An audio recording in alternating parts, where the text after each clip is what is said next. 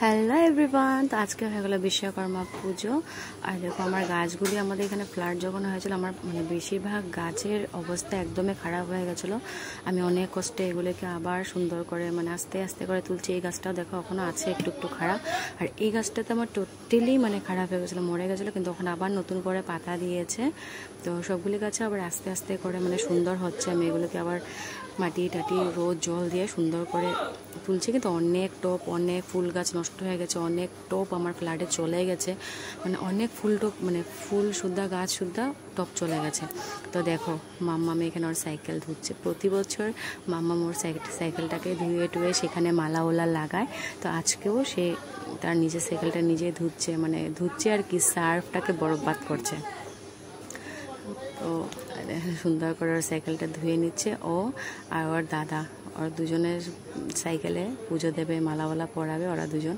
তো আমি ফার্স্টে এখানে আমার রুমে এখানে একটু পুজো দিয়ে নিলাম। তো এখানে পুজো দিয়ে তারপর এখন যেখানে আমাদের সম পুজো হচ্ছে, তো সেখানে আমরা তিনও জাল মিলে সব কিছু রেডি করে নিয়েছি। আর মাম্মা আমার সোনো দেখো তো উৎপাত, সবখানি শেষ হয়। আর আমাদের ঠাকুরটা খুব ছোট্ট মোটো, প্রতি বছর এই ঠাকুরটাই বসানো হয়, তাই নতুন করে আনা হয়নি। ঠাকুরটা একদম ছোটো মোটো করে এই ঠাকুরটাকে আমরা পুজো দিই। তো এখানে আমাদের বাটা ওটা সব কিছু পাপার কাজের জিনিস সব কিছু রাখা হয়ে গেছে। মাম্মার সঙ্গে এখানে ধূপকাঠি মোমবাতি জ্বলাচ্ছে।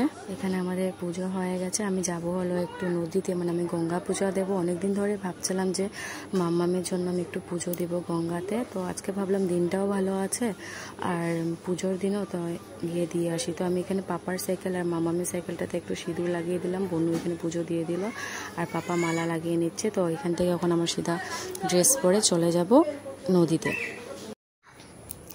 তো এখানে ঘরে সব কিছু হয়ে গেছে। আমি এখন একটা ড্রেস পরে তারপর চলে যাব নদীতে, গঙ্গা পুজোটা দিয়ে নেব। আর এখানে আমি হয়ে গেলাম রেডি আর কি, শুধু একটা ড্রেসে পরেছি, সামনে আছে, এত দূরও না নদীটা। তো পেয়ে গেলাম এখানে নদী। তো আমি এখানে পুজো দিয়ে দিচ্ছি। নদীটা দেখো বিশাল একটা নদী। আর এবার ফ্লাডে এতটা ভেঙেছে যে নামার সময় ভয়ে লাগছিলো, এরকমভাবে ভেঙেছে নদীটা। আমার তো এখান দিয়ে নামতেই ভয় লাগছিলো, কারণ পাটা দিতে দেরি পাটা ডাইরেক্ট ঢুকে যাচ্ছে, বালির ভিতরে ঢুকে জল বার হয়ে যাচ্ছে। এত খারাপ হয়ে গেছে জায়গাটা, এখন অনেক ভয় লাগছিল। তো রাহুল তো মাম্মামকে ধরে রেখেছে। তো ও ফার্স্টে নামিনি, ফার্স্টে আমি একটু পুজো দিয়ে নিয়েছি, তারপরে এই যে মাম্মাম। তো রাহুল বলল যে না কিছু হবে না, আমি আছি, ওকে দাও পুজো দিতে। তো ফার্স্টে আমি পুজো করে নিলাম নিচে নেমে। আর মাম্মামকে জলের সামনে আমি যেতে দিইনি, কারণ আমার অনেক ভয় লাগছিল। রাহুল বললো যে সামনে যেতে হবে না, ও যেখানে আছে ওইখানে দাঁড়িয়ে ওকে পুজো দিতে দাও। তো ওইখান থেকে ও পুজো দিয়ে নিল, রাহুলও দিয়ে নিল, মাম্মামও দিয়ে নিল। আর দেখে তো বুঝতেই পারছো যেখানে পা দিতে দেরি পাটা ডাইরেক্ট ঢুকে যাচ্ছে। আর ভয় লাগে, বলা তো যায় না। নদীটা দেখতে পাচ্ছ বিশাল, এদিকে অবস্থা দেখো ভেঙে, পাড়টা ভেঙে কি অবস্থা হয়েছে। তো রাহুল আর মাম্মাম দুজন এখানে পুজো দিয়ে নিল। তারপর আমরা রওনা দিয়ে দিলাম বাড়ির জন্য। আর আজকে গরমের কথা তো বলে লাভই নেই, এতটা গরম দিয়েছে যে হালত খারাপ হয়ে যাচ্ছে। তো আমরা রওনা দিয়ে দিলাম বাড়ির জন্য। Bye bye.